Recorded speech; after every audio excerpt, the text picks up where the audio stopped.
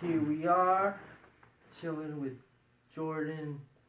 How do you say your last name? Hildwein. Hildwein. There we go. He's a professional psychic medium, and I have the opportunity to share my thoughts on all of these wonderful topics that we're about to dive into.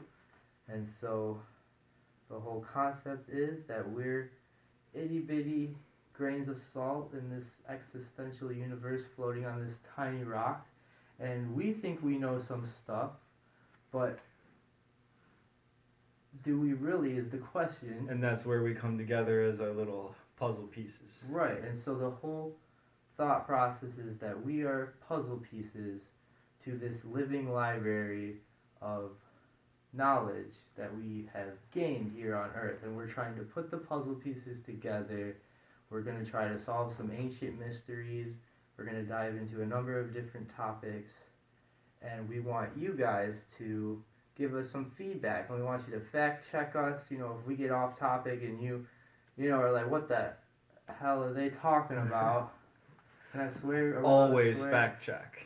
Yeah, check, because I'm going to say some crazy stuff, and you're probably not going to believe it. So I want you to go and fact check me and correct me if I'm wrong, because I have my sources, and I will share my sources, but if you could prove me wrong, good, because we're trying to get to the bottom of this, no BS, right? Of course, and it makes it so much easier when two like minds come together, or multiple like minds come together to substantiate or bring different views, different facts. Right, and also check on each other. You know, check to make sure that we're getting our valid information correct, right? Of course. There's gonna be some stuff out there that's like, okay, this might be a little too crazy, but we're always, you know, if you guys got some crazy stuff you want to bring to the table, we will check it out.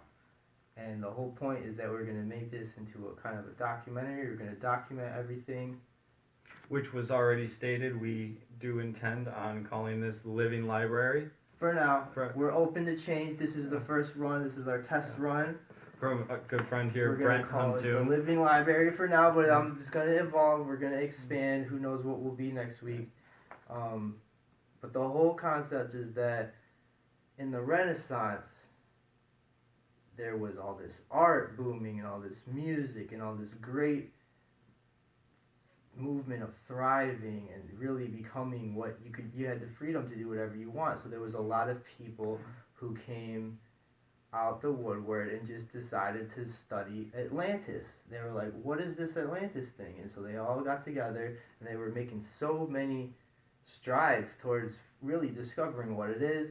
And then all of a sudden, boom, it abruptly ended. Everybody had to go to war and all that stuff got dropped. But now we're fortunate enough to live in this day and age of information and technology where we can start to rediscover, ask these questions again. And you know, some people think the thought of Atlantis being real is crazy, but you have to think there were some very intelligent people, such as Sir Isaac Newton, you know, talking about Hermetics, really diving into this subject. Is it real? If it's not, is it not? What proof do we have? Sorting through, filtering out all the BS information from the real information. So we have some topics like Edgar Cayce, Hermetic wisdom, ancient maybe species, different races, all kinds of crazy stuff that nobody believes, but we think there might be something to it. So on that note, Jordan, start us off. What questions do you have? Well, there's so many to go off of, especially with your point on Atlantis there. There are so many different hypotheses when it comes to Atlantis about one of them being that it was entirely real, like when Plato brought it up, that it was based off of a real place, real city, real population, and right. You know, nuclear war and all of this amazing technology is what ended it. There are other theories where only half of it is true, that it wasn't a real city, real place, but the fact that it went undersea, it flooded, being the Black Sea was once actual sea and then flooded with sea water, or so it was more a lake actually. Mm-hmm. And so one of the deluges broke, flooded. Great deluge, right. And so that's one of the theories there. Now I got so many things to say off of just what you just said. Perfect. If you Go don't for mind it. me interrupting. Please. First of all, Plato, from what my understanding, this is just my perspective from what I've researched, is Plato is the only valid source of information that we have on Atlantis. He was the first, and technically he's the only source of information that we have to go off of because he's the original. And it's a crazy thought, but Plato, a lot of people brush him off. He said he was kind of kooky, he had a lot of different, crazy thoughts. But you got to think he was the scribe of Socrates. He's the one who wrote everything down. So it might not have been him, it might have been Socrates, it might have been some other philosopher, who knows. But from his work, from what I understand, is that Atlantis was not a city, right? Everybody thinks, oh, the city of Atlantis, it was huge. It's actually a continent, according to Plato. And he said it's bigger than Asia and Europe combined, right? So my thought on Atlantis is everybody's like, yo, Atlantis is over here in South America. No, it's over here by Florida. No, it's over here by Japan. I'm like, no, you fools. It's all of those places. This is a continent. Well, it's funny, those 2 points that you bring up, now I have things to go off of. Please go ahead. Oh, yeah. Sorry. But the continent itself, sank underwater. That's a big thing. But where are we really looking here? If I had to pick anywhere, it would be the Atlantic Ocean. I mean, it's Bermuda in Triangle. the world. You're right. The Bermuda Triangle. You look at the Pure Reefs map, you see all these energy lines, ley lines, nodal points. There's a big ass nodal point right in the middle of the Atlantic Ocean. That was my second point. How did they get this information? The ley lines, what powered Atlantis. Right. All of these things. If you look at the geometry of all of the ley lines of what different continents and all of the great ancient architectures, that brings up a lot of points, which we can very soon delve into. But then that also delves into the Hermetics. Atlantis was supposedly huge into. Oh yeah, that's where all of that's all ancient Egyptian knowledge, which is probably ancient Atlantean knowledge. But I want to talk a little bit more about ley lines here. So we got Washington D.C. built on a ley line. Not only a ley line, but if you look at a bird's eye view, a helicopter view of Washington D.C., you can see a pentagram. Now, ley lines, from what I understand, don't cross right in the middle. They almost cross. They form pentagrams. Anywhere you find a pentagram, that's a ley line crossing. These are all nodal points.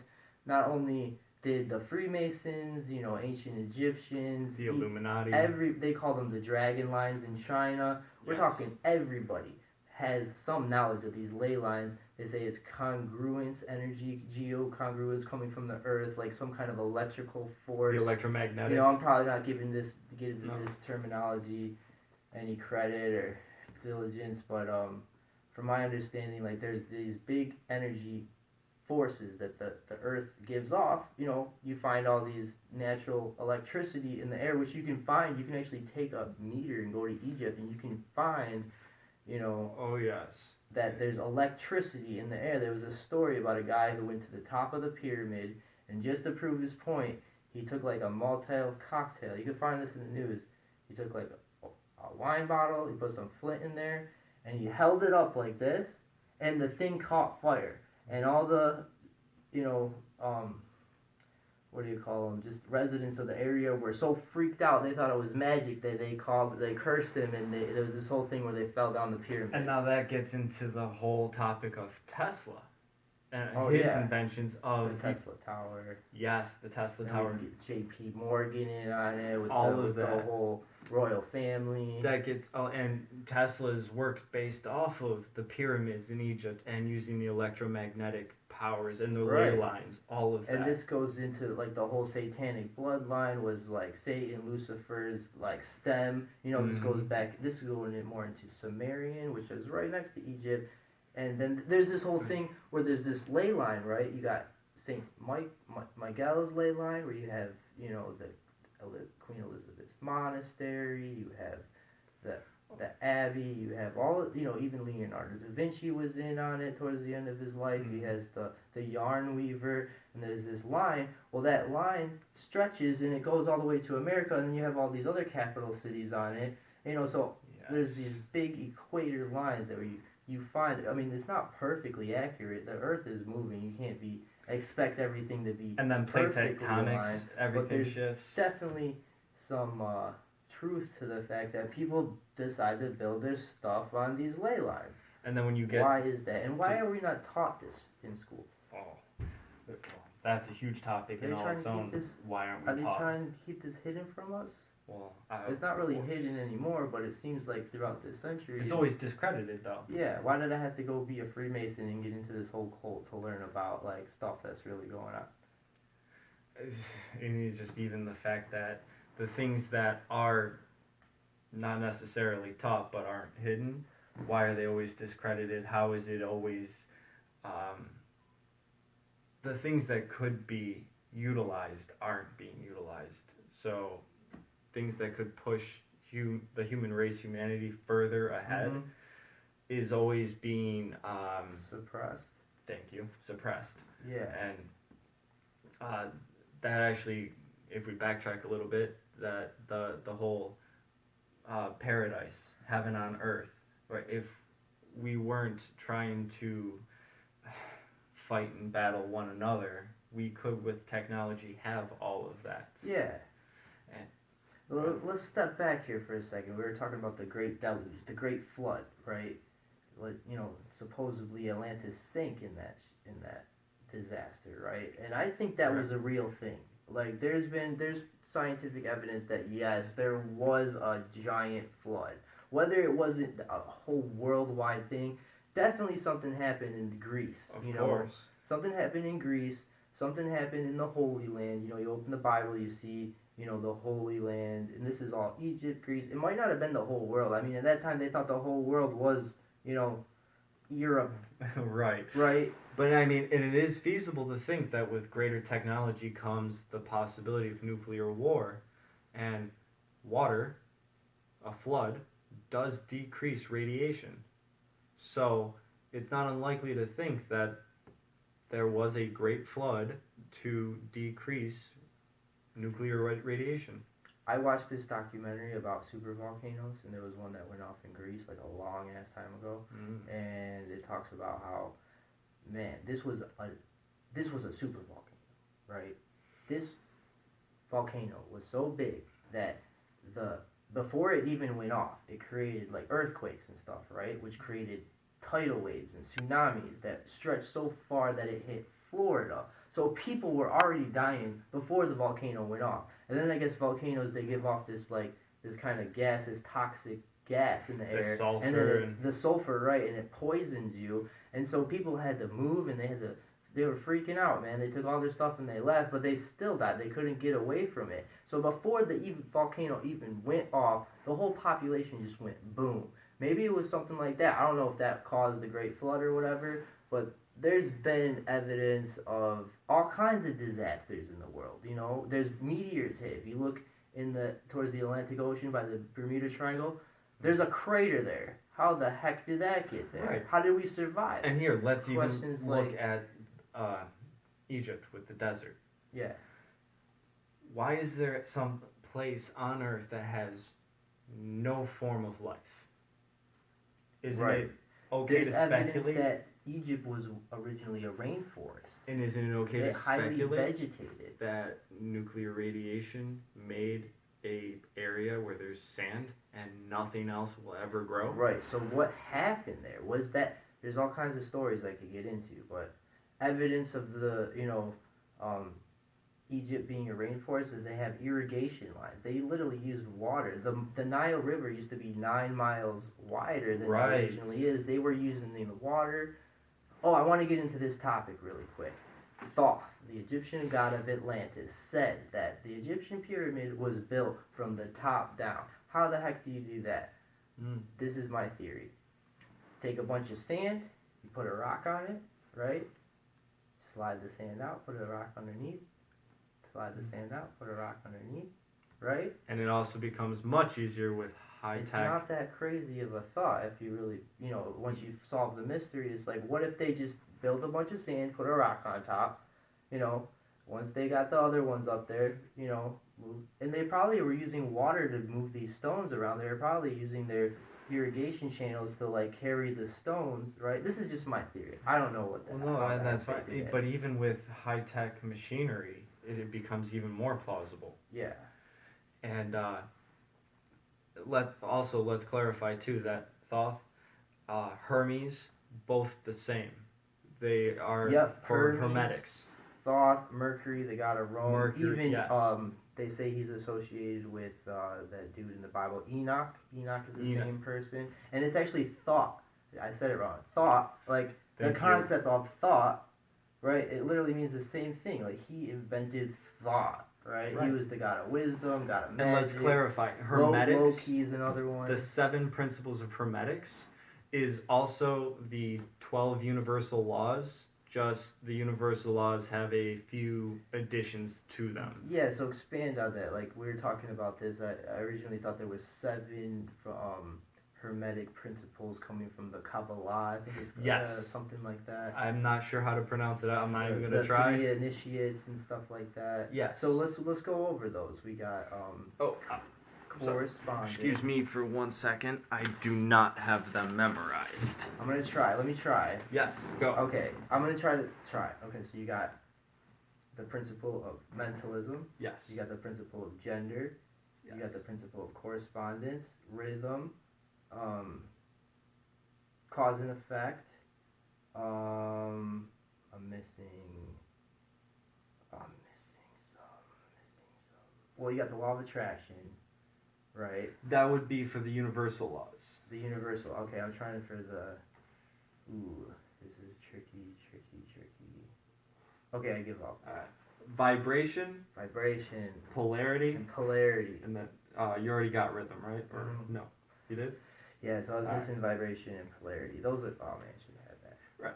And then, with universal laws, we get into, like you said, the attraction, there's relativity, the perpetual transmutation of energy. Yeah. And then what I find really interesting about this is, Isaac Newton is the founder of physics, right? He was a Hermeticist. Where do you think the law of cause and effect came from? It's perfect you mentioned that. I wanted to bring that up. That we still use this today. The law of correspondence. It also goes with as above, so below. Right. What do you think that hydraulics are based off of? You have a force over a area, which would equal another force over an area. And if you do some math in between, you can rearrange those variables to give you an equal force or a greater force or a lesser force.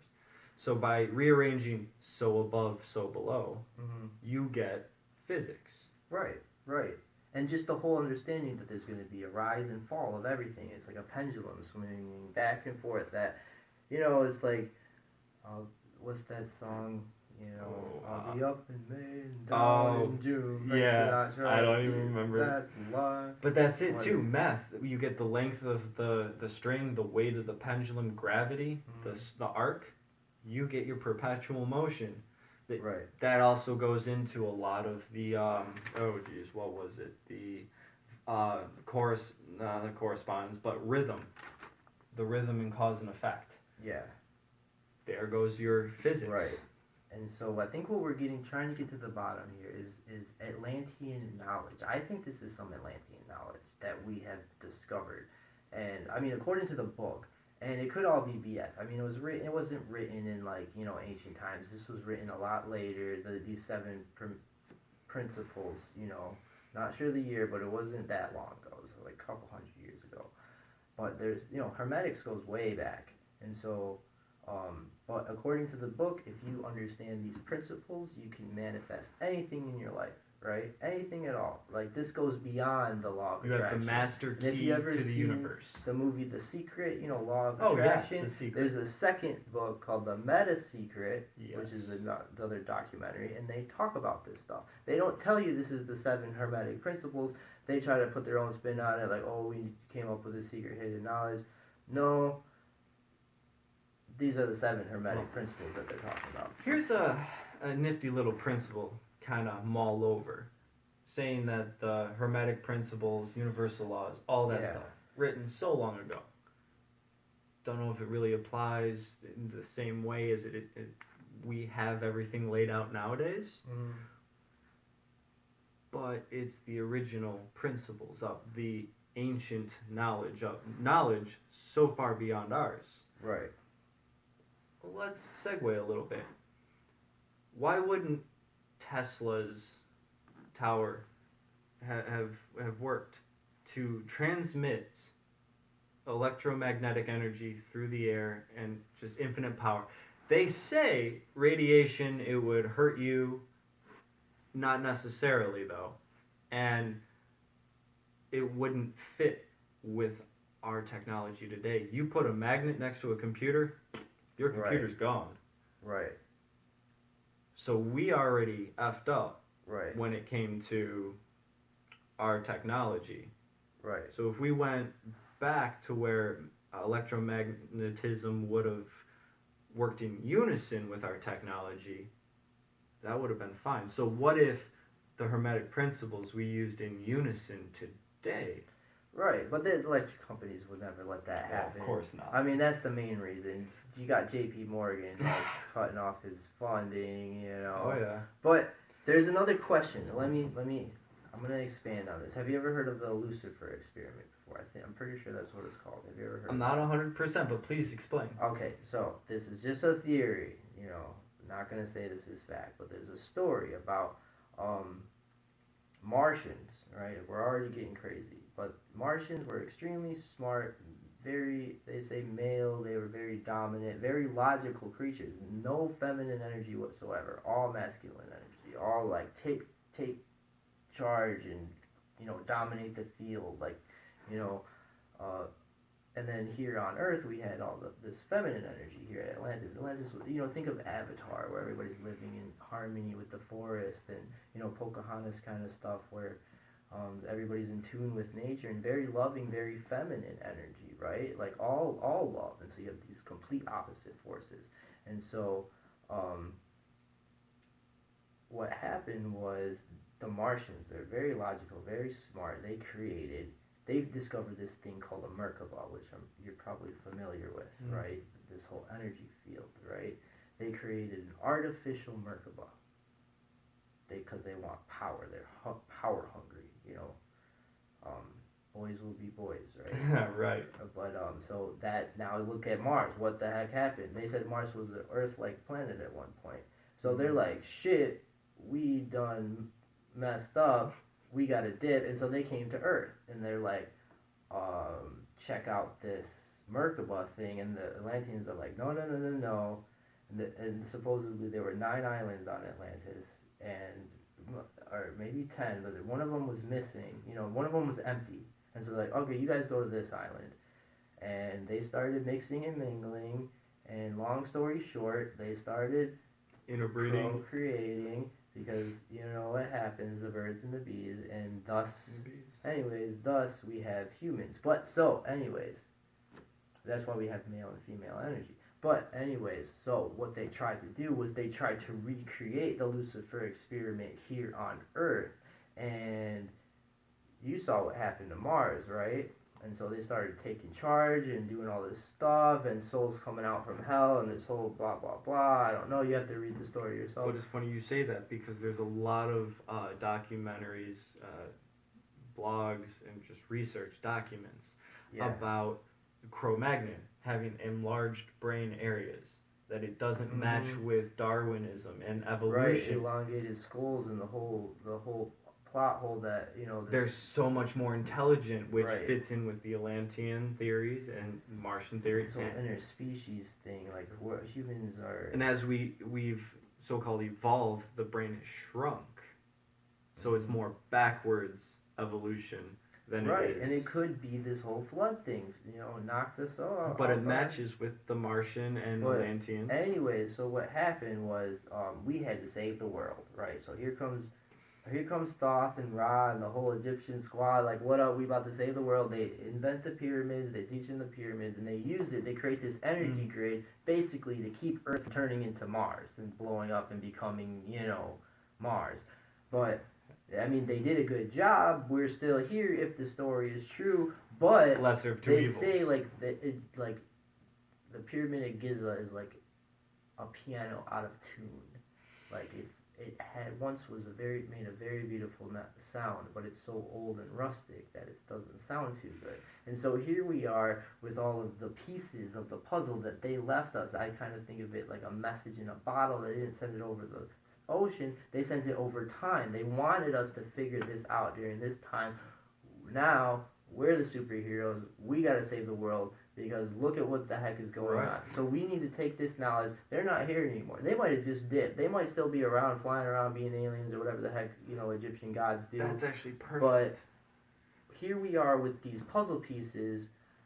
Are we going to fix the pyramid? Are we going to fine tune it again? Are we going to use this energy system? But what scares me is this. This is what scares me. This is what my point was if they're taking energy from the earth, which I really think that they're doing using these pyramids, they're like just like how Nikola Tesla was taking energy from the earth. He built his project on ley lines. Just so everybody knows, the Tesla Tower was originally planned to be built on a ley line crossing. Right. So, it's taking energy from the earth. The earth might not like that. We might have saved it, but at the same time, the earth might be like, you know. And so now you got all these hurricanes. Because then that's the principle. Energy can't be created or destroyed, right? We're the virus. We're the Matrix virus, man. I do have to reference this because I respect George Carlin. Like, he was a funny guy, but factual, logical, just very smart.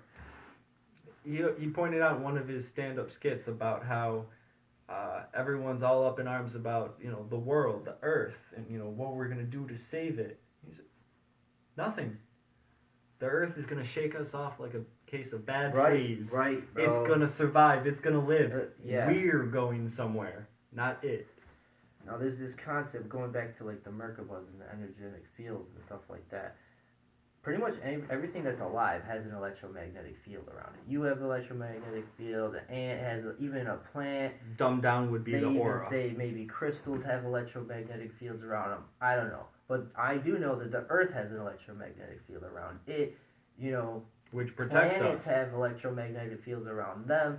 This is my question to you. Do you think the earth is alive? Do you think the earth is conscious? Do you think the earth can think? Do you believe in this whole collective consciousness thing? What are your thoughts on that? Well, I'd say yes to all of that. Starting off in some of my other videos, I bring up how we have a kingdom. We have the animal kingdom. We have a plant kingdom. We have a mineral kingdom. And everything has a soul. So the minerals, rocks, and crystals, you come to Earth, you start off, you get your feet wet, so to speak, as a mineral, as a crystal, a rock, which has an aura, an energy field that you can experience things with, and then you move up into, your plant kingdom, and then your animal kingdom. So, yes, everything has an energy field, a soul, a spirit, some form of. And that's when you then break down it into, everything is energy. Well, if everything's energy, whether it be a rock, whether it be a meat suit, guess what? Then it's all the same. Transmutation is just one thing turning into another. Guess what? Well, we got another line. Let's get. We have a guest speaker on the phone. Maybe, perhaps. Let's see. Let's see what happens.